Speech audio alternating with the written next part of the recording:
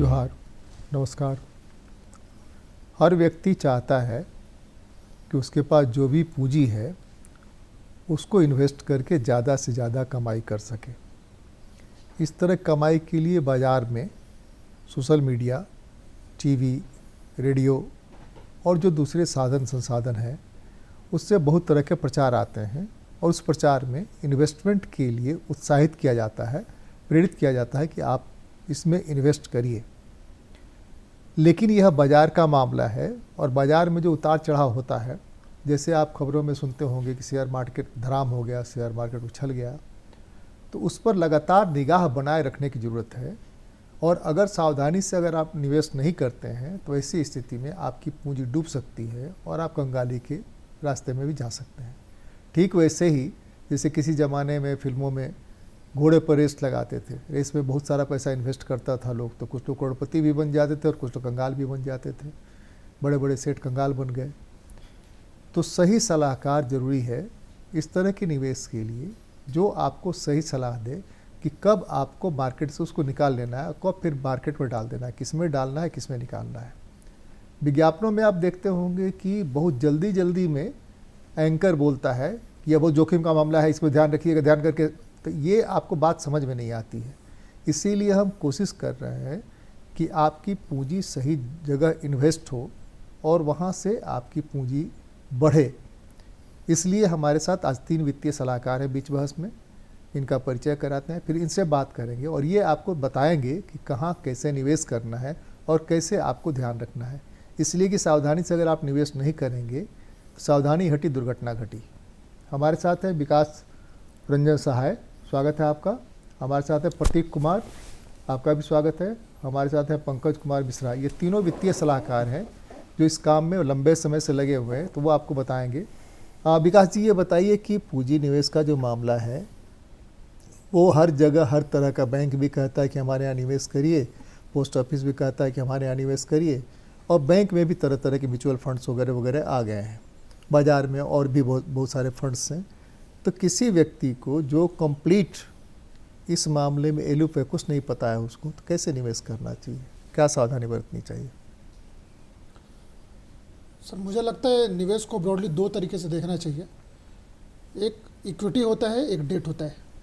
जैसे हम लोग पोस्ट ऑफिस या बैंक्स की बात करते हैं तो उन लोग बोलते हैं बैंक में आप जाएंगे तो बोलेंगे एफडी में कीजिए, तो होता है एफडी, उसको हम लोग डेट बोलते हैं। डेट मार्केट क्या, कोई फिक्स्ड है, उसमें जोखिम नहीं है आपका, सब्जेक्ट टू कि बैंक्स में कोई प्रॉब्लम्स नहीं आ जाए, तो आपका पैसा स्टडी है और एक फिक्स रिटर्न आ रहा है आपको। और दूसरा इक्विटी है। इक्विटी के बहुत सारे माध्यम हैं, ब्रॉडली हम लोग 2 माध्यम पे भी डिस्कस करना चाहिए हम लोगों को। एक डायरेक्ट इक्विटी है और दूसरा म्यूचुअल फंड्स है। डायरेक्ट इक्विटी में जो इन्वेस्टर्स को इक्विटी की समझ है, शेयर बाजार की समझ है, जो शेयर्स को जुआ नहीं समझते, उनके लिए इक्विटी मार्केट सबसे आइडियल प्लेस है। क्योंकि आप लास्ट रिटर्न्स देखेंगे तो 17 से 18% का CAGR इक्विटी मार्केट्स में आया है। लास्ट 80s में सेंसेक्स 400-450 सेंसेक्स था, हम लोग 400 से 4000 देखे, 4000 40,000 देखे, और अभी 80,000 का सेंसेक्स है। तो आप इससे अनुमान लगा सकते हैं कि कितना एम्पल ग्रोथ है। इक्विटी जो आपने बहुत सही बताया, आपने हॉर्स रेसिंग का एग्जांपल दिया आपने। बहुत सारे लोग इक्विटी को एक जुआ समझते हैं, गैम्बलिंग समझते हैं कि आज हम पैसा डालें और पैसा हमारा बढ़ जाएगा। बट इक्विटी को आप अगर मीडियम ऑफ इन्वेस्टमेंट मानेंगे, इक्विटी समझेंगे कि हम ये जो शेयर खरीद रहे हैं, हम उस कंपनी के शेयर होल्डर हैं, शेयर होल्डर उस कंपनी के मालिक हैं, मतलब वो बिजनेस करना चाहते हैं, तो इक्विटी का समझ होना बहुत इंपॉर्टेंट है। सिलेक्शन ऑफ स्टॉक्स बहुत इंपॉर्टेंट है। सिलेक्शन ऑफ स्टॉक्स के साथ बहुत सारे पैरामीटर्स हैं स्टॉक्स को सिलेक्शंस करने के लिए, और उस पैरामीटर के साथ आपको टाइमिंग इंपॉर्टेंट है। तो शेयर बाजार में जो लोग इक्विटी, डायरेक्ट इक्विटी में पैसा लगाते हैं, उनको 2 सलाह मेरा हमेशा रहता है कि अगर आप अच्छे स्टॉक्स को, सिलेक्शन ऑफ स्टॉक्स, फंडामेंटल्स पकड़ पाते, और दूसरा टाइमिंग पकड़ पाते, कब आपको एंट्री करना है और कब आपको एग्जिट करना है, तो आप पैसा बनाएंगे। और जो रिटेल इन्वेस्टर्स है, जो छोटे, अब रिटेल क्या है, अब तो HNI SIP के थ्रू पैसा लगाते हैं, तो उसको हम लोग म्यूचुअल फंड बोलते हैं। म्यूचुअल फंड में सिस्टमेटिक इन्वेस्टमेंट प्लान बोलते हैं, जो पर मंथ आपको एक इन्वेस्टमेंट हैबिट्स का एक माध्यम प्रदान करता है, एक प्लेटफॉर्म देता है कि आप हमेशा पैसा लगाइए और आपके भी हाथ में पूल ऑफ मनी एक फंड मैनेजर उसको मैनेज करता है। उसका भी आप रिटर्न देखेंगे तो उसमें large cap, mid cap, small cap बहुत सारे कैप्स होते हैं। तो उसमें आप देखेंगे तो उसमें भी जो एवरेज रिटर्न आया है वो 17 से 18% का CAGR अच्छे फंड्स में रिटर्न है। तो वहाँ पे selection of funds is important. तो ये सब के लिए इम्पॉर्टेंट क्या है कि एक अच्छे और सच्चे निवेश सलाहकार आपको ज़रूरत है, तभी आप अपना पैसा इक्विटी में डालें। और अगर आपको लगता है कि आप खुद को स्टडी करके इतना एबल बना सकते हैं कि आप पैसा लगा सकते हैं इक्विटी में, तो आपको लगाना चाहिए।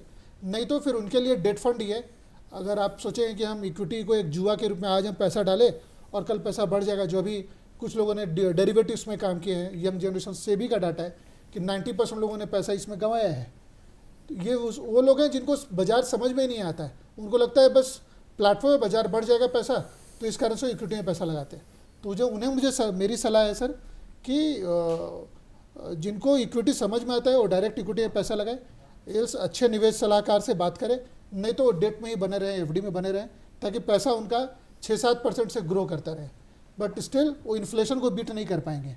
अगर 6-7% से उनका पैसा ग्रो भी हो रहा है और 9-10% का इन्फ्लेशन है प्रैक्टिकली। प्रतीक जी, यहाँ हम जिन दर्शकों को समझा रहे हैं जी, उसमें से हम मान करके चलिए कि हमारे मैक्सिमम दर्शक इस बात को नहीं जानते हैं और उसमें से 50% एंड एबव का इन्वेस्टमेंट नहीं होगा, जिसको आप डेट मानते हैं उसी में इन्वेस्टमेंट होगा कि बैंक में डाल दिए, बैंक में डाल के निश्चिंत है कहीं कुछ नहीं होगा। लेकिन वो भी चाहते हैं कहीं मौका मिले। उनको जो मौका मिलता है उसमें हमेशा ठगने का मौका मिलता है कि कोई आया और पैसे को दुगना करने के लिए घर में जादू मंतर किया और घर में दुगना पैसा कर दिया, गहना को दुगना कर दिया, गहना लेके उड़ गया। ठीक है ना? तो वो लोग भी समझ सकें, तो आप बताएं कुछ। मेरे ख्याल से सर, जैसा विकास जी ने बताया वो सब कुछ इन्होंने सही बताया। इसमें एक चीज़, एक एस्पेक्ट है, अगर हम म्यूचुअल फंड के बारे में बात करें तो म्यूचुअल फंड के बारे में अगर हम और FD के बारे में बात करें तो FD में अगर हमें रिटर्न बैंक हमें अगर 7% दे रही है या फिर 8% दे रही है, तो वो मेरा एक्चुअल रेट ऑफ रिटर्न नहीं है सर। मेरा एक्चुअल रेट ऑफ रिटर्न अगर हम देखें तो पहले तो वो हमारा एक 30% का टैक्स, अगर हम HNI सेगमेंट की बात कर रहे हैं तो अगर हम 30% उसमें से टैक्स अगर हटा दे रहे हैं तो ऑन एन एवरेज मेरे हाथ में 5 पॉइंट समथिंग बच रहा है। अगर हम ये भी मेरा रियल रेट ऑफ रिटर्न नहीं है, रियल रेट ऑफ रिटर्न है अगर हम उसको इन्फ्लेशन के साथ कंपेयर करें। इन्फ्लेशन से अगर हम कंपेयर करते हैं तो ऑन एन एवरेज अगर हम 6% भी इन्फ्लेशन लेके चलते हैं सर, तो मेरा जो ईयर ऑन ईयर बेसिस पे मेरा जो रिटर्न है वो निगेटिव होता जा रहा है। तो ये आने वाले समय में अगर एक साल में फ़र्क नहीं पड़ेगा, लेकिन आने वाले सालों में इसका काफ़ी फ़र्क पड़ेगा। तो मेरे को अपने इन्वेस्टमेंट को, मैं नहीं कह रहा कि 100% मैं अपने मनी को FD से हटा करके म्यूचुअल फंड की तरफ लाएं, लेकिन मैं ये ज़रूर कहूँगा कि सिस्टमेटिकली, जैसा विकास जी ने भी बताया, सिस्टमेटिकली हम म्यूचुअल फंड की तरफ आ सकते हैं। और म्यूचुअल फंड वो शॉर्ट टर्म नहीं है कि अगर आपने म्यूचुअल फंड में इन्वेस्टमेंट किया और किसी और ने भी जैसे किया है और आपने अगर उसमें 17, 18, 19% लाया है तो मैं भी उसमें कूद जाऊं, ऐसा नहीं है। आपने अगर 17, 18% रिटर्न लाया है उसमें सर, तो आपने उसमें टाइम दिया है।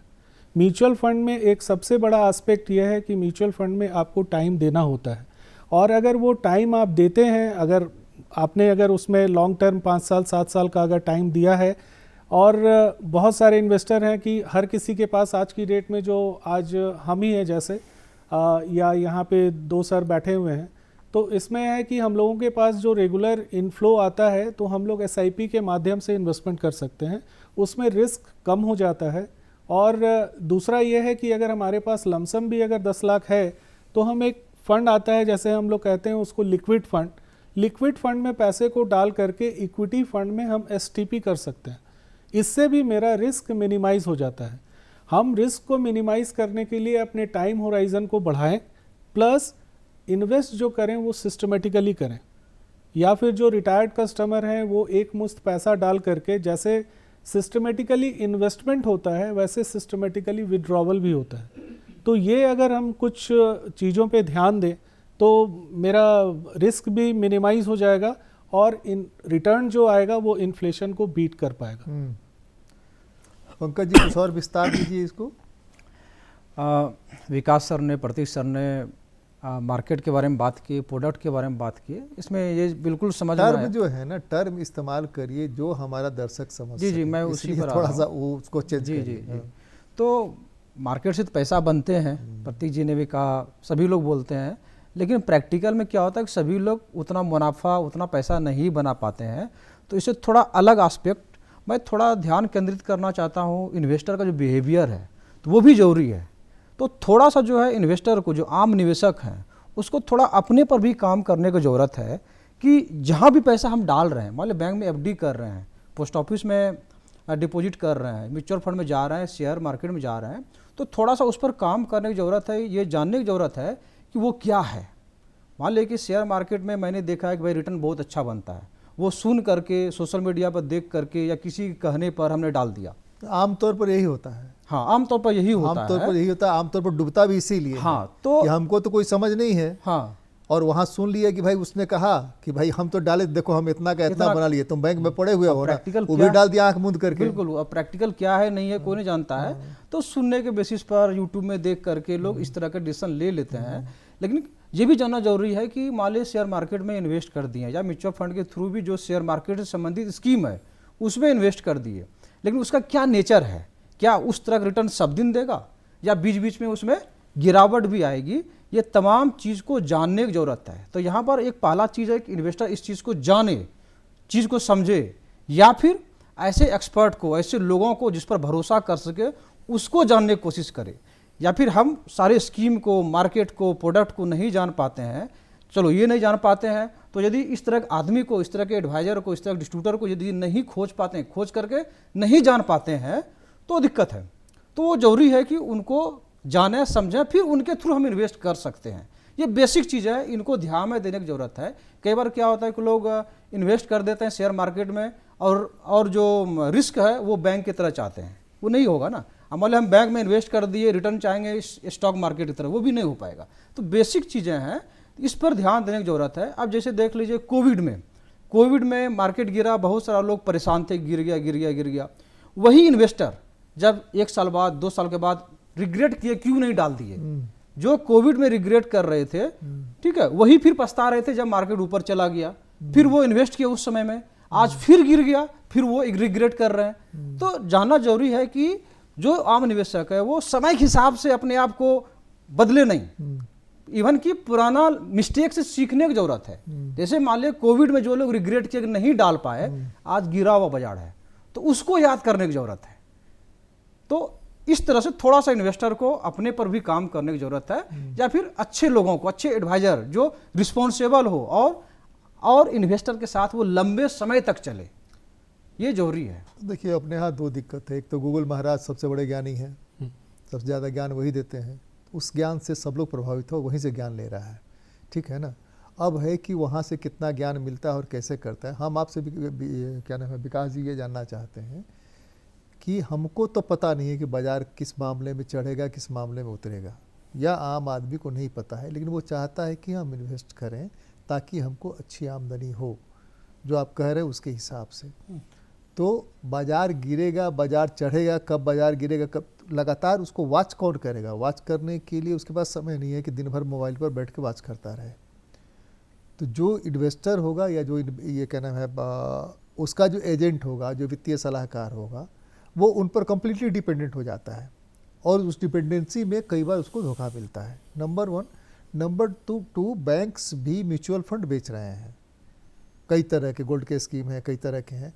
तो बैंक्स में, राष्ट्रीयकृत बैंक में वो कितना सुरक्षित है अगर वहाँ इन्वेस्ट करता है इस तरह की चीज़ों को, और कितना जोखिम है? बहुत सही क्वेश्चन है आपका। जो रिटेल इन्वेस्टर्स हैं, जो रिटेल क्लाइंट्स हैं, अभी सोशल मीडिया पे देख के ज़्यादा इन्वेस्टमेंट कर रहे हैं। उनको मेरा एक सुझाव है, एक अच्छे वित्तीय सलाहकार को चूज कीजिए। वित्तीय सलाहकार में भी आपको अपना पैरामीटर्स चूज करना पड़ेगा कि क्या पैरामीटर्स उनको चूज करें। अब जैसे वित्तीय सलाहकार में एक नॉर्मल एजेंट्स होते हैं, उनका एक अपना ज्ञान होता है, एक इंफ्रास्ट्रक्चर्स होते हैं, और एक होता है कि पूरा कंप्लीट इंफ्रास्ट्रक्चर्स लेके पूरे इक्विटी पे रिसर्च कर रहे हैं, म्यूचुअल फंड रिसर्च कर रहे हैं, उनके पास टीम है। तो ये इंपॉर्टेंट है उनको सिलेक्शन ऑफ फाइनेंशियल एडवाइजर्स, कि किस बेसिस पे सिलेक्शन ऑफ फाइनेंशियल एडवाइजर को सेलेक्ट करें। दूसरा, सिलेक्शंस ऑफ स्कीम्स, अगर वो फाइनेंशियल एडवाइजर बोलता भी है कि भाई हम इस स्कीम में लगाना चाह रहे हैं, तो इन्वेस्टर्स को खुद भी स्टडी करना चाहिए कि उसमें लार्ज कैप क्या होता है, मिड कैप क्या होता है, स्मॉल कैप क्या होता है, क्यों ये बोल रहा है इसमें। आप बताइए ना। हाँ, जैसे वही बता रहा हूँ सर कि जैसे मान लीजिए इन्वेस्टर्स को लगता है, बोला कि भाई मेरे को लार्ज कैप में लगाना है, लार्ज कैप से टॉप निफ्टी 50 स्टॉक्स को लार्ज कैप बोलते हैं हम लोग नॉर्मली, तो उस समय पे डिपेंड करता है कि किस कैपिटल में लगाना है। और इन्वेस्टर्स को अवेयर होना चाहिए कि ये फंड है क्या, उसके प्रति उसको भी क्योंकि पैसा उसका है। कंप्लीट डिपेंडेंट जरूर रहना चाहिए, कंप्लीट डिपेंडेंट तो नहीं रहना चाहिए, क्योंकि कोई जरूरी नहीं कि आपका फाइनेंशियल एडवाइजर सही हो या वो सही हमेशा एडवाइस कर पा रहा उसमें होगा। कितना सलाह और दीजिए आप कि कब कब वो देखना अनिवार्य है कि वो इस समय देख ले, हफ्ता दिन में, 15 दिन में, 1 महीने में, 6 महीने में, साल महीने में, या अपने फिनेंशियल एडवाइजर के एडवाइस का इंतजार करता रहे कि देखो भाई ऐसा है, डूब रहा है, इसको निकाल लो, इसको बढ़ा दो, क्या है? सर वही बहुत अच्छा क्वेश्चन आपका ये। इन्वेस्टर दो तरह के होते हैं। एक इन्वेस्टर होते हैं जो रिटेल इन्वेस्टर है, जिनको शेयर बारे में कम नॉलेज है ना, उनको हमेशा सलाह रहेगी, कम नहीं है ही नहीं, है नहीं या कम है बहुत या नहीं है, मान लीजिए बहुत हाँ ये है भाई। तो उनको सर उनको स्टेट गवर्नमेंट से या प्राइवेट छोटे छोटे फैक्ट्रीज जो लोग रिटायर कर रहे हैं, जिनको पीएफ वगैरह मिलता है, वो चाहते हैं कि हम इन्वेस्ट करें। इन्वेस्ट करने के लिए उनके पास कुछ है नहीं, जो जहाँ कह दिया उसके हिसाब से जाके इन्वेस्ट कर दिए। और सबसे सेफेस्ट लगता है कि हम बैंक में एफडी करके डाल दिए और अपना 15 साल का डाल दिए, 15 साल में जो पैसा आएगा कम से कम वहाँ से निकाल तो सकेंगे ना। और गवर्नमेंट्स बैंक में ये फ़ायदा है कि कम से कम डूबने का खतरा कम से कम है, न्यूनतम है कि उसमें डूबेगा। इसको सर कंप्लीट फाइनेंशियल मैनेजमेंट कहते हैं। जैसे मान लीजिए कोई 30 साल का आदमी है जो अभी नया नौकरी कर रहा है, उसका पैसा है पर मंथ कमा रहा है, और कोई 40 साल का आदमी, अभी तो हो गया ना भाई कि जो आईटी सेक्टर में काम कर रहे हैं, सॉफ्टवेयर में काम कर रहे हैं, उनके पास अफराद पैसा आ रहा है, पैकेज। हाँ 30-35 ईयर्स के लोग हैं। तो इनको सिस्टमेटिक, इसमें भी मैं बताऊँ सर, एज वाइज हम लोग डेट और इक्विटी रेशियो को अपर्सन करते हैं। अच्छा, सपोज कोई रिटायर्ड आदमी होने वाला, मान लीजिए 50 ईयर्स के हैं, उनके बच्चों की शादी है, बच्चों की पढ़ाई है, घर खरीदना है, घर का EMI है, तो उनको हम लोग प्रोपोर्शन डेट और इक्विटी का चेंज कर देना चाहिए। 70% डेट में आना चाहिए, 30% इक्विटी में एक्सपोज होना चाहिए। बट ये अगर 30 साल के बच्चे लोग हैं, 30 साल के लड़के लोग हैं, जिनके पास अभी रिस्क लेने की, जोखिम लेने की क्षमता है और उनको तुरंत में पैसा नहीं चाहिए, तो उनको 70% या 60% इक्विटी में रहना चाहिए, 30 to 40% डेट में रहना चाहिए, subject to his future liability, कि उनका आने वाला लायबिलिटी कुछ है कि नहीं। तो एक कंप्लीट फाइनेंशियल प्लानिंग उनका बनता है, एक योजना बनती है उनकी कि सर आपको 100 रुपया मिलता है मान लीजिए महीना में, इसमें आपका इतना स्पेंड कंजप्शन है, तो 30 रुपया कंजप्शन, 70 रुपया बचता है। 70 रुपये में आपको कितना रुपया डेट में रखना चाहिए, कितना इक्विटी रखना चाहिए, ये उनके जोखिम लेने की क्षमता और उनकी जो फ्यूचर कंटीजेंट कोई लायबिलिटी है नेक्स्ट 3 ईयर्स में, 5 ईयर्स में, उसके हिसाब से वो निर्धारण किया जाता है। उसके हिसाब से हम थोड़ा विस्तार दें ताकि आपको समझाने में आपको आसानी हो जी। विस्तार ये कि हर 35-40 साल का युवा जो है चाहता है कि हम एक मकान खरीद लें, ठीक है ना, और शादी हो गई है उसकी, शादी हो गई, एक मकान खरीद लें, और चाहता है कि बाल बच्चों के लिए भी कुछ सेव कर लें या उनके लिए कुछ पैसा ले आए। उस तरह के लोग अगर इन्वेस्ट करना चाहते हैं, मान लीजिए पैकेज उसका 30 लाख का है, 25 लाख का है, 20 लाख का है, तो अफराद खर्च भी है, बेमतलब के खर्च भी बहुत ज़्यादा है। वो खर्च में कटौती इसलिए नहीं कर सकता, उसको दिखाना भी है बाजार में कि हम ये ब्रांडेड ये वाला पहने हैं। नकली ब्रांडेड का टैग नहीं लगा सकता है, हम लोग तो लगा लेते हैं नकली ब्रांडेड का, हालांकि हमको तो नहीं दिखाना है कि बहुत सारे लोग हैं नकली ब्रांडेड का, बाजार में भी नकली ब्रांडेड के टैग आ गए हैं, बिल्कुल है ना, लेकर के दिखा रहे हैं, फटा हुआ ये पैंट पहने हुए हैं, बोले कि हम 25,000 में खरीदे हुए हैं, और उसका जो टैग है अपना 60 लिए हैं, दिखा रहे हैं कि 25,000 में खरीदे हैं, है 1,000 रुपये 500 रुपये का, है ना। तो उस तरह के लोग अगर इन्वेस्ट करना चाहते हैं तो वो कहाँ कैसे इन्वेस्ट करें और कैसे पकड़ें सलाहकार को। तो ये जो गूगल पर है वो फिनेंशियल एडवाइज़र के बारे में उनके एड्रेस, उनके फ़ोन नंबर हैं क्या, जहाँ से कि वो खोज सके। सबसे आसान रास्ता उनको खोजने का यही मिलता है। आजकल तो हर बात के लिए गूगल से रास्ता पूछना है तो गूगल से पूछिए, दक्षिण जाना है कि पूरब जाना है, मौसम कैसा रहेगा, गूगल से पूछिए, हर चीज़ तो गूगल है। तो ये बताइए थोड़ा सा इसमें। जो 35 ईयर्स के लोग हैं वो क्या, बाजार का टेस्ट उनको पता चल गया पिछले 10 साल में, 25 साल में नौकरी हुआ होगा, 10 साल में उन्होंने बाजार देखा है कि बाजार में पैसा बना है। तो अभी जो डाटा है हमारे पास, जो मिलेनियल्स अभी बने हैं, वो लोग 80% लोग इक्विटी में एक्सपोज्ड हैं। अब उस मिलेनियल्स में मैक्सिमम लोग डायरेक्ट इक्विटी में हैं, है ना, और डेरिवेटिव कर रहे हैं। कुछ लोग उसमें सिंपली म्यूचुअल फंड्स में करते हैं। हमारा सलाह उनको ये रहेगा हमेशा कि आप अपने सेविंग्स का 20% 20-25% SIP के थ्रू जाइए। ये रेगुलर इन्वेस्टमेंट होता रहेगा और एक कंपल्सन आपको हैबिट डेवलप हो जाएगी जो आपको लगेगा कि मेरा ये रुपया हमेशा जा रहा है। और आपको 15 से 20 साल बाद एक लायबिलिटी आएगी आपको बच्चों की शादी और बच्चों का पढ़ाई हायर एजुकेशन के लिए। तब तक आपके पास 16-17% CAGR के हिसाब से अच्छा एक कॉर्पस खड़ा हो जाएगा लॉन्ग टर्म के हिसाब से। अभी आपका एक क्वेश्चन है कि सच्चे सलाहकार या अच्छे सलाहकार कैसे खोजें। तो सेबी के साइट पे जाएं, वहाँ पे आपको ब्रोकर्स का नाम मिल जाएगा, उनके साइट्स पे जाइए। एम्फी के साइट्स पे भी एडवाइजर्स के नाम रहते हैं, वहाँ म्यूचुअल फंड जाना है उनके साइट्स पे जाइए और खुद ड्यू डिलिजेंस कीजिए। वहाँ पे रेटिंग नहीं होता है सर, वहाँ ड्यू डिलिजेंस करना पड़ेगा। अब कोई अच्छे डॉक्टर के पास जाते हैं ना हम लोग, मान लीजिए एक सर्जन है तो रांची में 50 सर्जन है, तो हम किस सर्जन के पास जाते हैं जिनका नाम होता है, या हमको लगता नहीं जिनका नाम नहीं, जिनका हमारे कोई फैमिली ने कराया है जो सर, तो आपको उस सर्जन में सेलेक्ट करना पड़ेगा अपने पैरामीटर्स बना के, वहाँ जाके पर्सनल विजिट, क्योंकि आपको सीरियस होना पड़ेगा। ये गैम्बल एप्लीकेशन नहीं है, मतलब it's not a app. Share बाजार कोई ऐप नहीं है या इन्वेस्टिंग कोई ऐप नहीं है कि आप ऐप में लगाए कुछ पैसा डालें और आपका पैसा बढ़ जाएगा। वो पैसा डूबना ही अगर आप उसको उस तरह से उस एंगल से देखेंगे तो हम ये एक सीरियस कंसर्न है, सीरियस बिजनेस है और सीरियस लोगों को रहना भी चाहिए, आज के मिलेनियल्स को और बाकी सब लोगों को भी। प्रतीक जी, कैसे कब कहाँ पैसा डालें, यह सवाल अभी बचा हुआ है जी। अगर हमारे पास सामने दर्शक होते तो वो सवाल ये पूछते जी। इसलिए कि जितनी बातें आप लोगों ने बताई हमको तो समझ में आ गया, लेकिन उनके समझने के लिए ज़रूरी है। थोड़ा सा और विस्तार से आप बताइए इसको।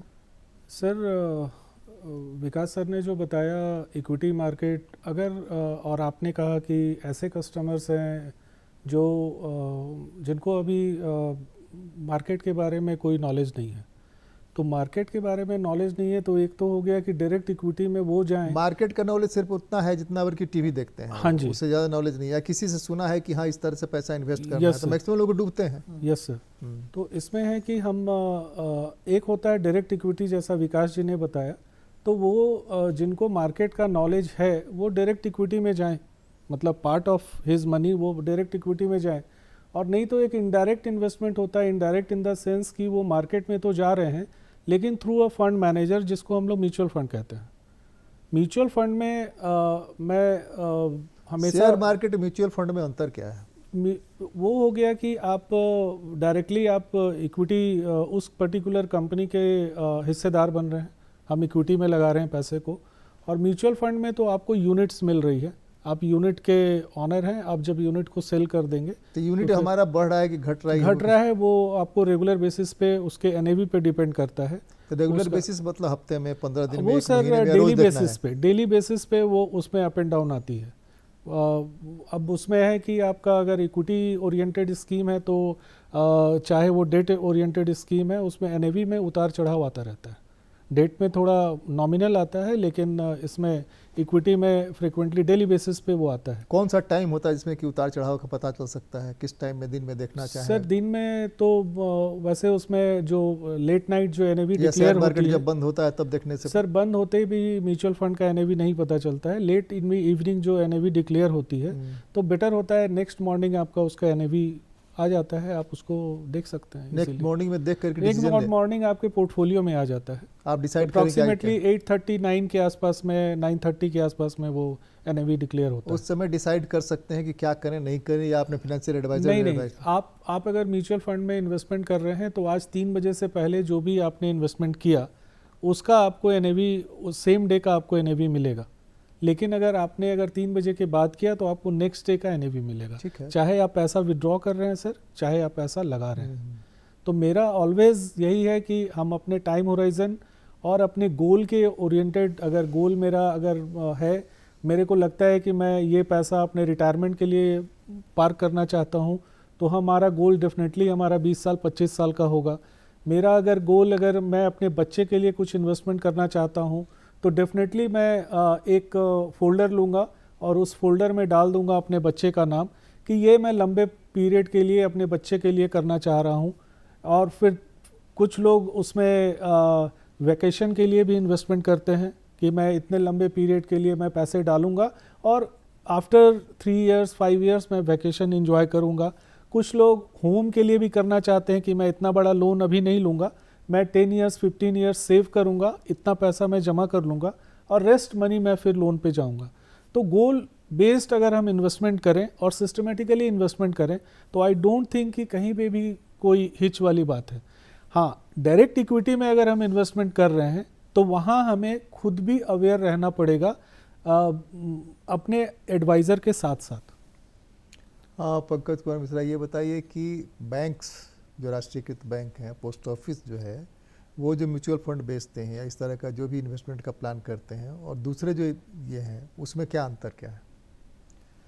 जैसे जोखिम के हिसाब से अगर देखा जाए तो क्या अंतर नहीं, है? जोखिम के हिसाब से कोई अंतर नहीं है। आपको मैंने क्या था, म्यूचुअल फंड जो कंपनी है वह एक प्रोडक्ट बनाती है, उसके बाद वो प्रोडक्ट, जैसे मान लो कोई मेडिसिन है, कोई मेडिसिन बना, उसको बैंक भी बेच रही है। नहीं, इसको हम थोड़ा सा ऐसे समझाने की कोशिश करें, शायद हम्म, मेरा बहुत अनुभव नहीं है, शायद हम समझाने की कोशिश करें। मान लीजिए कि कोई बेहतरीन मशीन कोई बना रहा है, कोई दवा बना रहा है, कोई फैक्ट्री लगा रहा है, उसके लिए उसको बाज़ार से पैसा चाहिए, वो इन्वेस्टमेंट मांग रहा है, तो उसका प्रोडक्ट अगर आगे बढ़ा तो उसका फ़ायदा जो मिलेगा उसका हिस्सा इन लोगों को भी मिलेगा, ऐसा कुछ है क्या?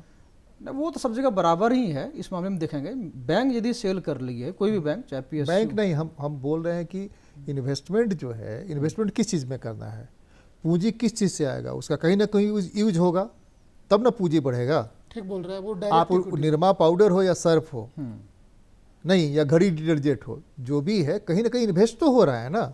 हाँ, जहाँ इन्वेस्ट हो रहा है उसका जैसे जैसे बढ़ेगा उसकी कमाई बढ़ेगी, तो जो इन्वेस्ट किए है उसकी भी कमाई उसकी बढ़ेगी, कमाई वही बढ़ेगी, हिस्सेदार- बिल्कुल। वही हम समझाना चाहते हैं, दर्शकों को अपने भी समझना चाहते हैं। आप बताइए, कि अब ये बोल रहे हैं आपने कि मेडिसिन जैसे बताया ना भाई, तो मेडिसिन वाला जो एग्जाम्पल आपको सही लगता है वही बताइए। हाँ, जैसे मान लो मेडिसिन यहाँ हो गया, कोई भी स्कीम है। बहुत पहले आप लोगों को शायद याद नहीं हो, लोहिया का एक आया था स्कूटर, है ना, वेस्पा। वेस्पा। तो वेस्पा में बहुत इन्वेस्टमेंट उसने जमा कर लिया, और कमाल ये है कि बाउंड्री के अलावा उसने कुछ नहीं किया। इसीलिए विकास सर ने इसीलिए कहा ना, यदि डायरेक्ट आपको नॉलेज है तो डायरेक्ट वेस्पा के शेयर में इन्वेस्ट कर दीजिए, नहीं है तो आप फंड मैनेजर को पैसा दीजिए। फंड मैनेजर, म्यूचुअल फंड पूछा, म्यूचुअल फंड में क्या अंतर है? म्यूचुअल फंड में तो आप ये कह रहे हैं कि फंड मैनेजर जो है उसके अलावा आपको लगातार वॉच करना पड़ेगा, नहीं? म्यूचुअल फंड के थ्रू अब दे रहे हैं तो लगातार वॉच करने की जरूरत नहीं है। म्यूचुअल फंड के थ्रू यदि आप जा रहे हैं तो, चूंकि बीच में तो फंड मैनेजर है ना, वो देख रहे हैं कि वेस्पा जो है डिटोरिएट कर रहा है कि ऊपर जा रहा है, निर्मा बंद होने वाला है, क्या है, बीच में वो है। लेकिन डायरेक्ट यदि हम जा रहे हैं तो सारी जवाबदेही मेरी है, ठीक है, ये चीज़ है। तो म्यूचुअल फंड के जाने के साथ क्या होता है? यहाँ भी तो सलाहकार की जिम्मेवारी नहीं बनेगी ना, एजेंट की जिम्मेवारी नहीं बनेगी। जिम्मेदारी नहीं बनेगी, लेकिन इन्वेस्टर और एडवाइजर का रिलेशनशिप तो एक है ना। हाँ, आज ये इन्वेस्टर, हमको देखना है ना कौन हमारे सलाहकार ज़्यादा कम्पिटिटिव हैं, ये तो मुझे देखना पड़ेगा ना। यदि कम्पिटिटिव नहीं है तो हम उसके थ्रू जाना पसंद नहीं करेंगे, यदि कम्पिटिटिव हैं तो हम उनके थ्रू आना पसंद करेंगे। जैसे सर ने बताया, डॉक्टर नहीं है, हम पता करते हैं थोड़ा कौन और अच्छे बताइए डॉक्टर कि हैं। बाजार का जो उतार चढ़ाव है, उतार चढ़ाव एक सामान्य इन्वेस्टर कैसे वो समझे कि हाँ बाजार का उतार चढ़ाव ये देखिए, बढ़ने वाला वो है? समझना उतना आसान नहीं है, लेकिन हाँ, जो हाथ में, जो इन्वेस्टर के हाथ में है उस पर पहले फोकस करने की जरूरत है, जो मैंने पहले किया। यदि सपोज कि किसी के पास 5 लाख रुपए है, मान लीजिए, हाँ, तो एक वर्ड होता ये है। 5 लाख रुपए उसको PF से मिला, हाँ तो ये 5 लाख रुपए को इन्वेस्ट करना चाहता है। हाँ, तो वही मैं बता रहा हूँ कि उससे पहले एक वर्ड होता है फाइनेंशियल लाइन में, एसेट एलोकेशन। मतलब हमारे पास जो पैसा है, 100 रुपया हो, 5 लाख हो, जो भी है, अब इस पैसे को हमको कहाँ डालना है? मुझे पता है बैंक FD मैंने रखेंगे 7% मिलना है, ठीक है, शेयर मार्केट में स्कीम में दे देंगे तो ज़्यादा मिलेंगे, लेकिन उसकी गारंटी नहीं है। शॉर्ट टर्म में नीचे भी जा सकता है, लॉन्ग टर्म में नेचर है कि लॉन्ग टर्म में वो ऊपर जाता है। तो हमको ये देखना है कि शॉर्ट टर्म में यदि पैसे की जरूरत पड़ गया तो, यदि हम ये देख लें कि अगले 2 साल नहीं, तक, अभी तो विकास जी ने समझाया उसमें हाँ। कि आप उसमें रेशियो बांट दीजिए, हाँ, रेशियो मार कि दीजिए। 20%, 30%, 50% जो करना हाँ। है, कि आपकी लायबिलिटी क्या है, उस लायबिलिटी के हिसाब से। क्या आपने यही कहा हाँ, था? यही। तो ये करना बहुत जरूरी है। एसेट एलोकेशन जो है ना, मैंने कहते की है वेल्थ क्रिएट करने का। यदि मेरे पास 5 लाख रुपया है, मुझे 2 साल में जो पैसे की जरूरत है, मैं उस 2 साल के पैसे को शेयर मार्केट या इक्विटी लिंक स्कीम में नहीं डालेंगे।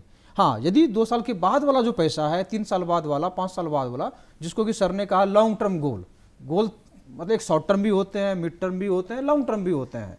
तो लॉन्ग टर्म में इक्विटी कैटेगरी के जो प्रोडक्ट है वो अब ज़्यादा बेहतर होते हैं, क्योंकि वहाँ पर आपको पता है कि लॉन्ग टर्म में वो अच्छा ही रहता है। तो जो पैसा 100 में 30 रुपया मान लीजिए रिटायरमेंट के लिए इन्वेस्ट कर रहे हैं, बच्चों की शादी है 15 साल के बाद, बच्चों की कुछ पढ़ाई 10 साल के बाद, या आपको घर बनाना है 10 साल बाद, तो ये सब लॉन्ग टर्म गोल हैं। चिल्ड्रन एजुकेशन यदि लॉन्ग टर्म है, यदि वही चिल्ड्रन एजुकेशन यदि अगले 2 साल में है तो वो लॉन्ग टर्म नहीं हुआ, लेकिन उसी का एजुकेशन यदि 15 साल के बाद है तो वो लॉन्ग टर्म हो गया। तो लॉन्ग टर्म गोल के लिए यदि हम इक्विटी म्यूचुअल फंड या इक्विटी लिंक जो भी स्कीम है या शेयर्स हैं तो वो बेहतर है। लेकिन सजेस्टेड ये है कि साथ में एक अच्छे एडवाइजर जो कि सही गाइड कर सके वो हो। और बाकी जो शॉर्ट टर्म है, शॉर्ट टर्म के लिए जैसा सर ने कहा जो भी डेट स्कीम हो गए, इवन की बैंक एफडी हो गए, तो वो सब बेहतर स्कीम है। तो शॉर्ट टर्म के लिए उसमें जाना है, लॉन्ग टर्म के लिए जाना है उसमें। तो शॉर्ट टर्म में यदि वो बाजार गिर भी गया तो फर्क नहीं पड़ेगा, क्योंकि मैंने जो इन्वेस्ट किया है वो लॉन्ग टर्म के लिए किया है। अभी यदि 30% डाउन भी हो गया तो क्या फर्क पड़ता है, अभी मुझे बच्चों की शादी नहीं करनी आपको है। देना चाहेंगे। हाँ। सहारा जैसी बड़ी कंपनी बैठ गई, कई इस तरह की कंपनियां बैठ गई और अरबों रुपए लोगों के डूब गए। इवन सरकारी कंपनी महाराष्ट्र में अभी कोऑपरेटिव बैंक डूब गई, उसके पहले एक बैंक डूबा था ना। तो हम ये कह रहे हैं कि जो बिना जोखिम वाला है बैंक्स, राष्ट्रीयकृत बैंक, वहाँ भी इस तरह की घटनाएं हो रही हैं। और जो निजी क्षेत्र के हैं, जैसे सहारा वगैरह का हमने एग्जाम्पल दिया, वहाँ भी डूब जाते हैं। तो हम कहाँ और कितना रिस्क लें और कितना रिस्क नहीं लें। एक इन्वेस्टर जो है जिसके पास पैसा है, उसके पास तो सबसे आसान जो हम बता रहे थे कि बैंक में जिसको आप डेड कह रहे हैं कि वहाँ डाल करके वो निश्चिंत रहे, लेकिन सुरक्षित निवेश हो सके, इससे दोनों का फ़ायदा है। एक तो राष्ट्र के विकास में भी उसका फ़ायदा है, ये पैसा तो यहाँ पड़ा रहेगा, ठीक है ना। तो आप बताइए, सलाह दीजिए क्या करना चाहिए। ये कंप्लीट सर जो आप क्वेश्चन पर रहे, ये एक वित्तीय मैनेजमेंट का इसमें आंसर जो है इसका कि उस आदमी का, उस इन्वेस्टर्स का एक फाइनेंशियल मैनेजमेंट करना चाहिए। जैसे पहला क्वेश्चन एक एग्जांपल तो आपने दिया यूथ का जो हाँ, जैसे कॉर्पोरेट सेक्टर में पहला काम क्या करते हैं। उम्र क्या है, हाँ, पैसा तो सबके मान लीजिए पैसा है, लेकिन उम्र क्या है उनका, पहला एज क्या है, दूसरा प्रोफेशन क्या है, और जब वो इन्वेस्टमेंट का डिसीजन ले रहे हैं तो उनके पास कितनी जमा पूंजी है, जिससे हम ये समझ पाएँ कि उनको जोखिम लेने की कितनी क्षमता है। नहीं, थोड़ा सा एक और जोड़ दोगे हाँ। तो बताने में आसानी होगी। हाँ। आजकल एक फायर सिस्टम हो गया गवर्नमेंट में भी और प्राइवेट में तो था पहले से ही। जब मन करेगा तो वो फायर कर देंगे। यह एक रिस्क है हर एम्प्लॉय के लिए, करेक्ट। जो सिर्फ नौकरी कर रहा है उसके लिए बहुत ये दिक्कत है। वैसे में उसको इन्वेस्ट करना है, उस हिसाब से आप सलाह दीजिए। आज मिल रहा है उसको 30 लाख रुपया, 50 लाख का पैकेज मिल रहा है, और कल को कागज़ थमा दिया गया कि जितना बचा हुआ है लिफाफे में डाल दिया गया, कल से तुम फैक्ट्री के अंदर मत आना। यह रिस्क तो है, और यह रिस्क बढ़ता ही जा रहा है। बिल्कुल। तो उस रिस्क में इन्वेस्ट करने के लिए वो सलाह दीजिए, ताकि कुछ तो सुरक्षित रहे उसके पास। और फिर जहाँ डाले हुए हैं वो तो निकलने में देरी है लॉन्ग टर्म में अगर हम करते हैं तो नहीं, तो उसके पास कुछ पूंजी तो होनी चाहिए ताकि दूसरा रोजगार खोज सके, खड़ा हो रह सके। देखिए ये तो जो आप बता रहे हैं अनएम्प्लॉयमेंट का अगर अनसर्टेनिटी है, वो तो है। हाँ अनएम्प्लॉयमेंट की अनसर्टेनिटी है, इवन लेकिन भारतीय प्रशासनिक सेवा में, राज्य प्रशासनिक सेवा में भी अनसर्टेनिटी हो गई है। जब मन करे जिसको फायर कर सकते हैं। हमको देखने में बाहर से लगता है कि वहाँ गारंटी है, लेकिन हम जो अंदर से देख रहे हैं वहाँ गारंटी नहीं है। मतलब जॉब के साथ में फिर आप क्या कर सकते हैं, हाँ। इसको ध्यान में देने की जरूरत है। जब फायरिंग हो गए तब तो क्या करेंगे आप, तो कम से कम जब हम जॉब में हैं तो उसमें जो पहला काम करना है बिल्कुल। सेविंग्स दो ही चीज होता है ना, सेविंग तो एक ही जानता है ना, वो बैंक जानता है ना। हाँ, सेविंग तो एक ही जानता है। और दूसरा एक चीज और है, सेविंग कैसे होता है, हाँ। एक्सपेंस करने के बाद ना, तो यहाँ पर रूल ये रखना है कि अनाप शनाप, जैसे आपने भी कहा अनाप शनाप खर्च नहीं करना है, ये बहुत जरूरी है। सेविंग जितना अर्ली एज में मैक्सिमम से मैक्सिमम हो सके। जिंदगी की प्लानिंग तय करें, जैसा विकास जी ने कहा कि प्लान तय करिए कि आपको घर खरीदना है क्या, बच्चे जब बड़े होंगे तो बच्चों का हायर एजुकेशन के लिए पैसे चाहिए क्या। ये अगर प्लान करके चलते हैं, उसके हिसाब से इन्वेस्ट करते हैं, तो वो डेड वाले ये है बैंक्स है, जहाँ की आपको निश्चित राशि मिलती रहेगी और एक सुरक्षा की गारंटी रहेगी, और बाकी पैसा इस तरह से कर सकते हैं क्या। हाँ मतलब जैसे वही मैंने आपको बताया ना, एज बताया आपने कि एज के हिसाब से करिए या कर लीजिए। 20% तो एट एनी पॉइंट 35 ईयर्स के अगर बंदे हैं 25 से 30 लाख, उनको तो अपना सेविंग्स का 20% तो SIP में करना ही चाहिए। उतना रुपया जमा पूंजी उनका फ्यूचर के लिए भी रहेगा। सेकेंडली जो 25, 30, 35 साल के लोग हैं उनको सर एक इम्पॉर्टेंट है, टर्म इंश्योरेंस बहुत इंपॉर्टेंट है, जो आप अनसर्टेनिटी की बात की, सिर्फ अनएम्प्लॉयमेंट का अनसर्टेनिटी नहीं है, उसका डेथ का भी अनसर्टेनिटी है कि उसके फ्यूचर्स कैसे क्या होगा, फैमिली क्या होगा अगर अर्निंग में कुछ होता है तो उनको टर्म इंश्योरेंस लेना बहुत ज़रूरी है। अभी इंश्योरेंस के नाम से भी बहुत सारे एजेंट्स यूलिप बेच देते हैं, है ना, दूसरे स्कीम बेच दे रहे हैं, लेकिन वहाँ पे अलर्ट होना चाहिए कि इंश्योरेंस सिर्फ तीन ही तरह का लेना चाहिए। पहला टर्म इंश्योरेंस लेना चाहिए, दूसरा हेल्थ इंश्योरेंस लेना चाहिए, फैमिली फ्लोटर लेना चाहिए, और तीसरा जो उनकी गाड़ी है या कोई ऐसा घर है उसका जो एक रिस्क है उसका इंश्योरेंस लेना चाहिए। क्या है इस इंश्योरेंस में, टर्म इंश्योरेंस में, ये व्हीकल इंश्योरेंस में और उस तीसरे में क्या है, लेने से क्या फ़र्क पड़ेगा उनको? जैसे सर टर्म इंश्योरेंस अगर आप अर्ली एज में ले लेता है, कोई 25 साल का आदमी लेता है तो फिक्स हो जाता है अमाउंट। अब वो ले लिया है कि भाई मेरे को भाई कुछ भी होगा, कुछ भी फैमिली को होगा तो मेरे को 1 करोड़ रुपये उस फैमिली का चला जाए। आई थिंक 25 साल का अगर कोई लड़का है और अभी 1 करोड़ का इंश्योरेंस लेगा तो मेरे हिसाब से 20-22 हज़ार रुपये साल का, 25 हज़ार रुपये साल का प्रीमियम आएगा। बस तो उनको अब वो प्रीमियम उनको बांध लेना चाहिए, वो अपने पूरे जीवन का रिस्क है को कवर कर रहे हैं। तो ये लोग नहीं करते हैं, पूरे इंडिया में बहुत कम परसेंटेज लोगों का कि टर्म इंश्योरेंस नहीं कराते हैं। उनको लगता है कि कुछ नहीं होगा तो वो सिर्फ मृत्यु का है कि नौकरी का भी नहीं, है? सिर्फ मृत्यु का है, तो वो भी एक अनसर्टेनिटी है सर। ठीक है, ठीक है। तो उसके लिए उनको टर्म नहीं, अभी कुछ विज्ञापन में देख रहा था जिसमें नौकरी का भी है कि उनकी नौकरी चली गई तो बच्चे की फीस कहाँ से भरेंगे, नौकरी का भी वो कोई टर्म का ही है सर, वो टर्म इंश्योरेंस का ही आता है जो ऐड आता है अभी कि उसको कुछ हो गया था तो बोला मैं बच्चों की फीस कैसे भरूंगी, वो टर्म का ही ऐड है, टर्म इंश्योरेंस का ऐड है कि अगर टर्म रहता तो उसके फैमिली के पास 1 करोड़ रुपया आ जाता है उसके जाने के बाद, तो अपनी लायबिलिटी को, अपने जो भी रिस्पॉन्सिबिलिटीज हैं उनको कैटर कर लेते हैं। तो टर्म इंश्योरेंस के लिए सबको इंपॉर्टेंट है, भले इन्वेस्टमेंट से इंपॉर्टेंट, सबसे इन्वेस्टमेंट से पहले मैं तो एडवाइस करता हूँ एज ए वेल्थ मैनेजमेंट कि उनको पहले टर्म इंश्योरेंस कराना चाहिए, पहले खुद को प्रोटेक्ट करना चाहिए, बिल्कुल कि हम प्रोटेक्ट हो जाए। बिल्कुल बिल्कुल। इमीडिएट फैमिली को यदि पैसे की जरूरत पड़ जाएगा मेरे एब्सेंट तो कहाँ से आएगा, तो इमीडिएट वो जो है ना गैप को कम कर देगा। सेकेंडली सर उसको हेल्थ इंश्योरेंस फिर सेकेंडली लेना चाहिए। हेल्थ इंश्योरेंस, आज हेल्थ इंश्योरेंस इतना महंगा हो गया है, मेडिकल एक्सपेंसेस, आप कोई भी आदमी हॉस्पिटल में एडमिट हो 10 से 15 लाख रुपए का खर्चा होता है, राइट। तो आप हेल्थ इंश्योरेंस भी बहुत सस्ता है हमारे यहाँ इंडिया में, उसको ले लेना चाहिए, हेल्थ इंश्योरेंस को लेना चाहिए। उसकी भी फैमिली फ्लोटर अगर 25-30 साल का लड़का है तो फैमिली फ्लोटर वही 30-35 हज़ार रुपये साल का आएगा, जिसमें चारों फैमिली उसकी कवर हो जाएंगे, ऑलमोस्ट 10 लाख रुपये 15 लाख रुपये कवरेज मिल जाएगा। तो ये 2 चीज़ तो करना ही चाहिए, और तीसरा SIP करना चाहिए कुछ पैसा। रेशियो क्या रहेगा, क्या रेशियो क्या होगा? जैसे SIP तो सर मुझे लगता है कि पूरे जो भी सेविंग्स कर रहे हो, खर्चा तो कम करना ही चाहिए, जो आप बोल रहे हैं खर्चा हैबिट डेवलप करें, और जो सेविंग होता है 20% तो एटलीस्ट SIP में करें। ठीक है, मैं तो ज़्यादा बोलूँगा, लेकिन जितना कर सकते हैं अधिक से अधिक वो करना लेकिन चाहिए। अगर जॉब की असर्टिटी है, अनएम्प्लॉयमेंट की असर्टिटी है तो 20% तो करें ही करें, मतलब 20 से 25% तो SIP में करना ही चाहिए पैसा सेविंग्स का। बाकी पैसे के प्लान कहाँ, बोलिए प्रतीक जी। इसमें विकास जी की बातों से मैं 100% सहमत हूँ। बस इसमें मैं एक ही चीज़ कहना चाह रहा हूँ कि अगर हम टर्म इंश्योरेंस करा लेते हैं, उसके कराने से पीछे ऐसा नहीं है कि मैं टर्म इंश्योरेंस करा लिया कि मैं 1 लाख का टर्म इंश्योरेंस करा लिया, 2 लाख का करा लिया। मेरी जो सैलरी, एनुअल सैलरी है, उसका एटलीस्ट 10-15 टाइम्स का कराना होगा, तभी जा करके, अगर मान लीजिए मेरी सैलरी आज की डेट में अगर 10 लाख एनुअल है सर, तो मैं अगर उसको 15 टाइम्स करा लिया अगर, तो लगभग 1.5 करोड़ का इंश्योरेंस हो गया। अगर वो 1.5 करोड़ का इंश्योरेंस अगर होता है मेरा, तो 1.5 करोड़ रुपया अगर वो मेरे अकाउंट में आ जाती है मेरे डिपार्चर के बाद, तो वो फिर उससे नॉर्मल जो बैंक का इंटरेस्ट रेट है, मेरा जो एनुअल जो सैलरी है वो मेरा एनुअल FD से मेरा रिटर्न जनरेट होकर के आ जाएगा।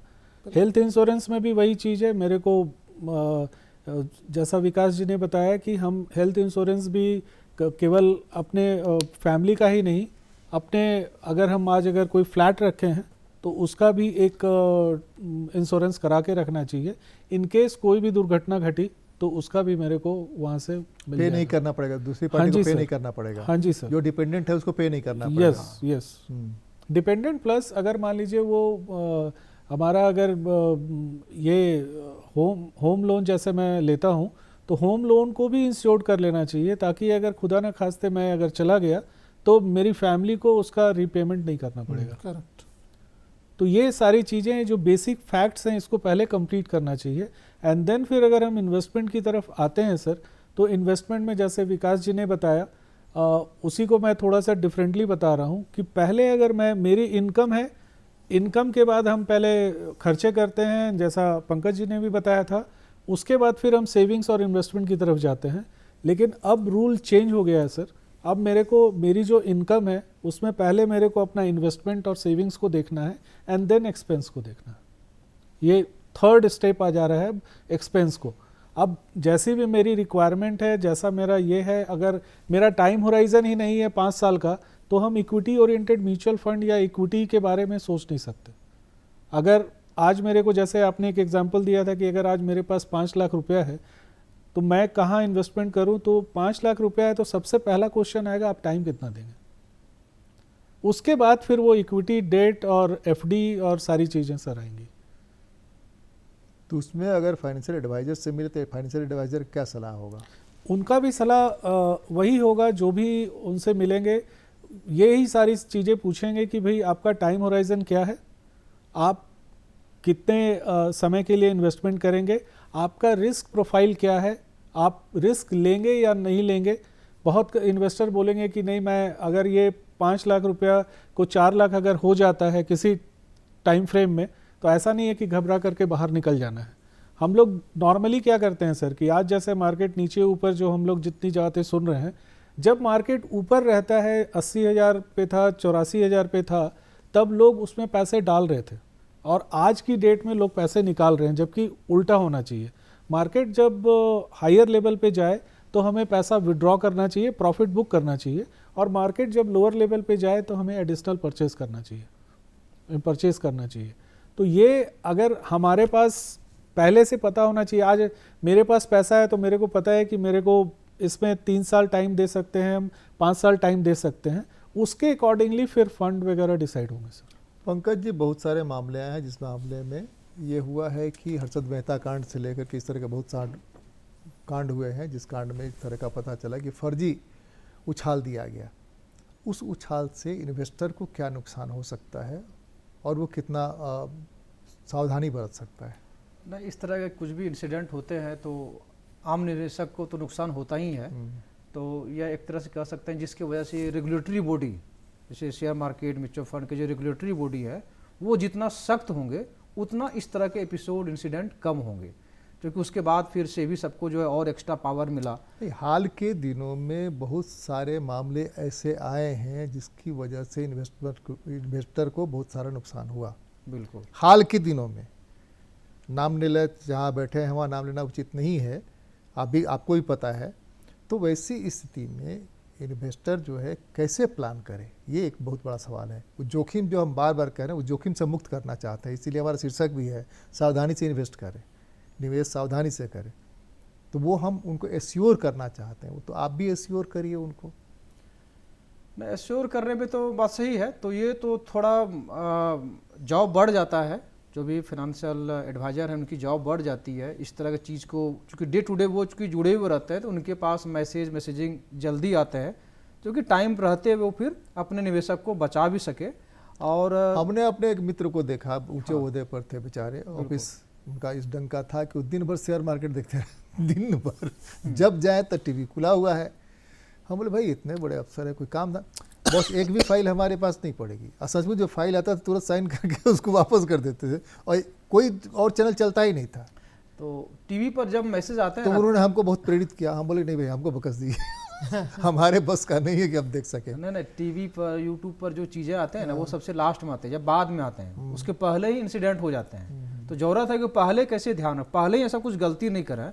बेसिक चीज़ है कि अननेसेसरी लालच में नहीं पड़ा, ये बहुत जरूरी है। नहीं, हम तो लालच में पड़ जाते हैं कि हमारा सोना दुगना हो जाएगा, हम पोटली देते हैं, लालच सोने को जहाँ दुगना अगर मिस्टेक वहीं होगा ना, तो वहाँ पर ही कोई दूसरे थर्ड पर्सन हमको इन्फ्लुएंस कर सकते हैं। बेसिक चीज़ यदि हम नहीं भूला, भाई कितना हमको चाहिए, कितना मिलना चाहिए, यदि कोई ये बोल देना इसमें डालो 1 साल में डबल हो जाएगा, तो पहले समझने की जरूरत है ना भाई, कहाँ से क्या है, कोई फैक्ट्री तो है नहीं। तो इररिलेवेंट जो चीज़ें हैं ना, उसमें ट्रैप में नहीं फंसना चाहिए। और कहीं ना कहीं इस तरह की चीज़ें आते हैं, लालच में आकर के ही लोग निवेश करते हैं, इन्वेस्टमेंट करते हैं, वहाँ पर मिस्टेक होता है। नहीं, वो तो साइबर क्राइम में भी है कि वहाँ पर लालच में आते हैं, बिल्कुल फंस है जाते ना, हैं उस लालच में। हाँ, लालच में पड़ना ही नहीं है। जितना हम कमा रहे हैं उसमें खुश रहने का है, उसी में से अपना जो समझ में आ रहा है उसको करना है, जो समझ में नहीं आ रहा है नहीं करना है। तभी करेंगे जब मेरे पास प्रॉपर कुछ सोर्स रहे, या मुझे पता रहे, या फिर मेरा जो एडवाइज़र है ठीक है, उस पर उतना ट्रस्ट रहे।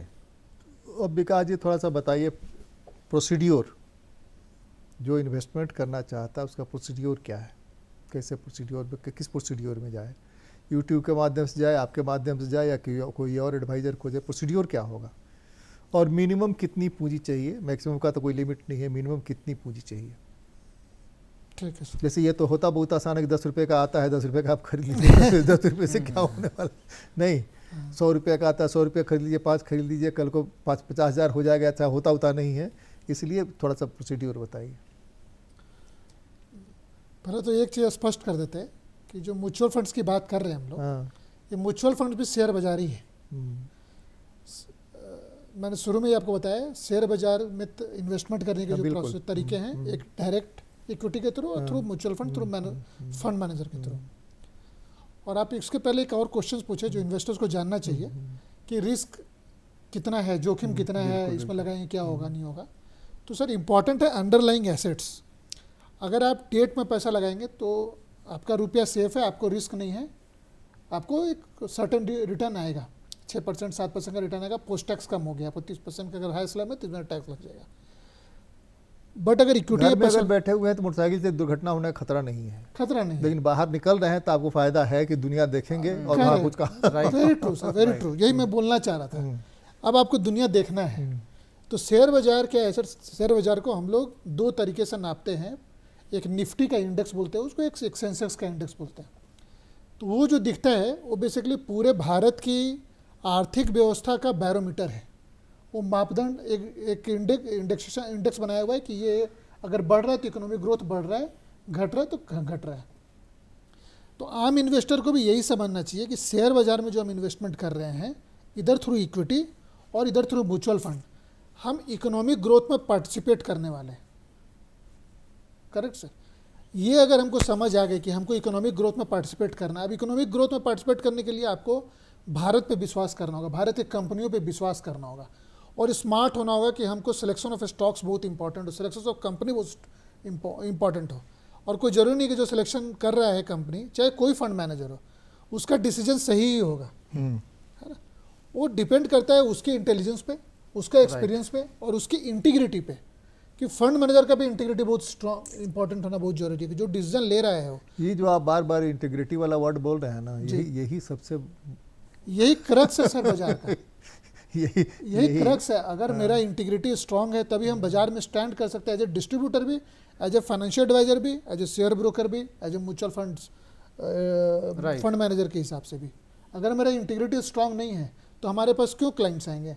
हमारा अगर उसको पता चलेगा ये भाई गया पैसा अपना कमीशन के चक्कर में सहारा में पैसा लगवा दे, या किसी भी जगह पैसा लगवा दे जहाँ पे उसको एजेंट कमीशन ज़्यादा मिल रहा है, तो इंटीग्रिटी खराब है, आपका इंटीग्रिटी अच्छा नहीं है। इंपॉर्टेंट है integrity of the fund manager, integrity of the corporates जो प्रमोटर्स हैं, उसकी इंटीग्रिटी को चेक करना बहुत जरूरी है। चेक करने का क्या बैरोमीटर होगा? कौन चेक करेगा? कैसे चेक करेगा? आप तो एक बढ़िया बताए थे कि आप उस डॉक्टर के बारे में पता करिए जिस सर्जन के पास जा रहे हैं कि सर्जन कैसा है, तो आप पर डिपेंड करता है कि सर्जन कहाँ से बढ़िया खोज लाते हैं। नहीं, ये तो एक एग्जाम्पल हो सकता है कि बढ़िया इन्वेस्टर के एडवाइजर, आपको मान लीजिए फंड मैनेजर के बारे में जानना है, तब आप गूगल का यूज कीजिए, तब एक्चुअल गूगल का यूज कीजिए कि भाई I want to know about this fund manager. उनके वीडियोज़ को समझिए, फिर आपकी इतनी समझ शक्ति होनी चाहिए कि आप उसको आकलन कर पाएँ कि ये आदमी सही है। बहुत सारे डाटा अवेलेबल है, SEBI is the reliable websites, SEBI के डाटा पे अवेलेबल है उनका फंड मैनेजर का परफॉर्मेंस है। कि जैसे मान लीजिए कोई फंड मैनेजर के बारे में जानना है आपको, तो उनका लास्ट 10 साल में क्या परफॉर्मेंस रहा है फंड का, तो उससे आप समझिए कि भाई ये आदमी, ये फंड मैनेजर अच्छा है, इनको देख के सेफ पैसा दिया जा सकता है। अब एक चीज़ और इम्पॉर्टेंट है इसमें, फंड मैनेजर ये सब कभी नहीं बोलते हैं कि भाई हम आपका पैसा बढ़ा के ही देंगे। उनका टारगेट क्या रहता है? अल्फ़ा जनरेट करने का। अल्फ़ा क्या होता है? जैसे अगर निफ्टी 10% बढ़ा है तो हम अगर 12.5% या 15% बढ़ गए हैं, तो एक्स्ट्रा जो 5% बढ़े हैं वही अल्फ़ा है, वही क्लाइंट की कमाई है ना। उसमें फंड मैनेजर का परफॉर्मेंस देखा जाता है। सेम लाइक अगर निफ्टी गिरा है 10%, तो हम भी गिरेंगे, लेकिन हम 10% नहीं गिरेंगे, हम 8% गिरे, तो इसका मतलब हम 2% वहाँ भी अल्फ़ा कमाया है उस टर्म में आप सोचेंगे तो वैसे फंड मैनेजर को सिलेक्ट करना चाहिए जिसका पास्ट परफॉर्मेंस पिछले 10 साल, 15 साल, 20 साल का, और ये सेबी के वेबसाइट पे उनके परफॉर्मेंस दिए हुए हैं फंड्स के, तो वैसे सेलेक्ट करें और उसके हिसाब से मूव करें, उनके साथ बात। चलिए हम कंक्लूड कर रहे हैं। प्रतीक जी आप बताइए। जी सर, जैसा विकास जी ने बोला और पंकज जी ने बोला और हम लोगों ने जो डिस्कशन का जो पार्ट है इसमें अपने मतलब हम जब कभी भी इन्वेस्टमेंट करते हैं, पहला तो ये है कि जैसा आपने भी एक एग्जांपल अभी दिया कि हम अगर आज घर से निकले ही ना तो एक्सीडेंट नहीं होगा, उसी तरीके से मैं भी एक एग्जांपल दे रहा हूँ कि हर कोई, हम लोग अपने गांव में थे, हम लोग सब कोई अब शहर में आए, कोई दिल्ली गया, कोई मुंबई गया, हर कोई रिस्क लिया तो डेफिनेटली गेन हो रहा है। हर कोई अपना वहाँ जाके जॉब कर रहा है, आने जाने में रिस्क है, सब कुछ है, लेकिन फिर भी उससे गेन हम कर रहे हैं। हम अगर जो स्टार्टिंग में बोले थे सर कि अगर हम इन्फ्लेशन से नीचे अपने रिटर्न से खुश हैं तो फिर तो हमको ये रिस्क लेने की रिक्वायरमेंट नहीं है। लेकिन अगर हम वहाँ पे ही हैं तो वो भी एक बहुत बड़ा रिस्क है हमारे लिए कि हमारा स्लोली एंड ग्रेजुअली वो डिग्रोथ हो रहा है, पैसा ग्रोथ नहीं हो रहा है। अब उसमें आप बोलेंगे कि वहाँ पे भी तो मैं वहाँ पे भी रख के तो मैं आराम से खुश रह सकता हूँ, नहीं, क्योंकि आज जो अगर आप अपने बच्चे को पढ़ाने के लिए जा रहे हैं तो किसी अगर इंस्टीट्यूट का फ़ी 5 लाख रुपया है तो अगले साल वो 5 लाख से 5% 10% बढ़ जाएगा। फिर आपका बच्चा अगर आज से 10 साल के बढ़ बाद जाएगा कोई नहीं बता सकता है। वही 25 लाख मैं भी कह हो रहा हूँ, सकता है। हाँ, वही मैं कह रहा हूँ कि आज अगर ये 5 लाख का फ़ी अगर बीआईटी मिश्रा, जस्ट हम एक एग्जांपल दे रहे हैं कि अगर ये ले रही है तो अगले साल फिर ये फीस बढ़ेगी और आज से 10 साल के बाद ये फीस बढ़ेगी और फिर जो और भी इंस्टीट्यूशंस हैं फीस बढ़ेगी। तो हम अगर अपना पैसा, मेरा डिग्रोथ हो रहा है तो हम उसको कम्पीट नहीं कर पाएंगे। तो डेफिनेटली हमें रिस्क तो लेना ही है। अगर हम रिस्क नहीं लेंगे तो डेफिनेटली हम गेन भी नहीं करेंगे। ये मेरा ऑनेस्ट सजेशन है। मैं नहीं कह रहा 100% मनी को मेरे को रिस्क पे डालना चाहिए, लेकिन पार्ट ऑफ आवर मनी वो म्यूचुअल फंड में, या अगर मेरी समझ बहुत अच्छी है, मैं स्टडी करता हूँ, मैं सारी चीज़ों को देखता हूँ, तो डायरेक्ट इक्विटी में भी जाने में कोई हर्ज नहीं। पंकज जी। हाँ, पहले तो ये जानना पड़ेगा कि ये शेयर मार्केट, म्यूचुअल फंड ये खराब नहीं है, ठीक है। एक्सपीरियंस भले कुछ लोगों का खराब है, इस चीज़ को एक्सेप्ट करना एक्सपीरियंस होगा। कहाँ से बनता है? जो मीडिया में आता है उसी से एक्सपीरियंस बनता हाँ, है, नहीं तो और जो आता है उसमें से 90% सही होता है। हाँ बिल्कुल बिल्कुल, यह भी है। तो इसमें क्या है, ठीक है, तुरंत एक दिन में हमको कॉन्फिडेंट नहीं आएगा एज ए इन्वेस्टर, तो कम से कम इसमें क्या करना चाहिए आम निवेशक को, थोड़ा सा ही स्टार्ट करना आमतौर पर चाहिए। होता है कि किसी एक सही आदमी के प्रॉफिट होने से वो कहता है कि भाई फलां एडवाइजर के पास जाइए, वहाँ गए तो हमको म्यूचुअल फंड में ये हुआ, हमको शेयर मार्केट में ये हुआ, इक्विटी में ये हुआ। डॉक्टर का प्रचार पेशेंट करता है, ठीक है ना, डॉक्टर नहीं, का, हाँ तो इसमें पेशेंट ही करता है। हाँ बिल्कुल बिल्कुल, तो इन्वेस्टर ही प्रचार करता है कि भाई ये एडवाइजर जो है सबसे बढ़िया एडवाइजर तो है। अभी सुधीर जी, हम बैठे हुए सुधीर जी कई लोगों का नाम बता दिए, तो उनका अपना अनुभव है ना भाई। ना, इसीलिए मैं बता रहा हूँ। तो सिर्फ जो है किसी कहने से हम शुरू नहीं करेंगे, हम थोड़ा अमाउंट शुरू करेंगे। हम यदि 1 लाख इन्वेस्ट कर सकते हैं तो 1 लाख नहीं देंगे, हम 1000 रुपये के SIP पहले शुरू करेंगे। धीरे धीरे मेरा एडवाइजर के साथ में, प्रोडक्ट साथ में एक्सपीरियंस होगा, धीरे धीरे वो कॉन्फिडेंट आएगा। एक दिन में नहीं आ सकता है, यह ऐसा मार्केट है, कम से कम 3 साल चाहिए समझने के लिए। इसीलिए धीरे धीरे करके शुरू करें, और एक बार यदि करेंगे तो रिस्क भी है, हो सकता है एक्सपीरियंस भी खराब रहे। तो कम अमाउंट से पहले शुरू किया जाए, और SIP एक माध्यम है ना, उसमें तो एक बार पैसा हम डाल नहीं रहे हैं, छोटी छोटी अमाउंट से हम डाल सकते हैं। हम यदि 10,000 पर मंथ से इन्वेस्ट कर सकते हैं तो 1000 से पहले शुरू करेंगे, थोड़ा कॉन्फिडेंस आएगा, फिर उसको 2000 करेंगे, और कॉन्फिडेंट आएगा तो 3000 से करेंगे। तब तक जो है कुछ पैसा हम FD में ही रखेंगे, या सर ने जैसा बोला कि डेट फंड, म्यूचुअल फंड में एक डेट फंड भी होता है, FD के इक्विवेलेंट ही होता है, तो उसमें पैसा रखेंगे, ठीक है। तो इक्विटी प्रोडक्ट में धीरे धीरे करके जाना है, फिर जैसे जैसे समझ आएगा वैसे वैसे उसमें एलोकेशन बढ़ाना है। और खास करके जो एक चीज़ बहुत ही इंपॉर्टेंट है कि जो पैसा हमको लॉन्ग टर्म के लिए जरूरत हो, 5 साल 6 साल 10 साल जितना लंबा हो, उस पैसे को ही उसमें डालेंगे। जो शॉर्ट टर्म रिक्वायरमेंट है उसको हमको इक्विटी लिंक में नहीं जाना है। और टेस्ट करने के लिए कई बार भी जिस भी स्कीम में हम इन्वेस्टमेंट करें, इन्वेस्ट किए, ये पूछना है क्या इमीडिएट निकाल सकते हैं, या टेस्ट करने के लिए आप 1000 रुपये निकाल के भी देखिए क्या तुरंत निकला। जहाँ तक टेस्ट कर सकते हैं बहुत जरूरी है। जिसमें लिक्विडिटी रहेगा ना, जिस भी प्रोडक्ट में लिक्विडिटी रहेगा उसमें कुछ फ्रॉड टाइप का इस तरह की चीज़ कम रहेगा। निवेश हमेशा जोखिम भरा है, जैसे ज़िंदगी हमेशा जोखिम भरी है, हर पल हर क्षण। लेकिन फिर भी ज़िंदगी को बेहतर बनाने की हम कोशिश करते हैं। उसी तरह से हम निवेश को समझ करके अपने फ़ायदे बढ़ा सकते हैं, अपनी कमाई ज़्यादा कर सकते हैं। लेकिन यह जोखिम भरा है, और जो भी प्रचार आपके सामने आता है जिसमें बहुत जल्दी जल्दी बोल देता है, उस प्रचार में तो मत ही पड़ी है। इसका मतलब कि वहाँ कुछ गड़बड़ है, इसलिए सावधान रहिए। अभी हमारे एक्सपर्ट्स ने जो बताया आपने समझा होगा, आप उसको गुनेंगे। इसी उम्मीद और कामना के साथ अगली बार 20 बास में मिलते हैं। तब तक के लिए विदा, नमस्कार, जोहार। नमस्कार।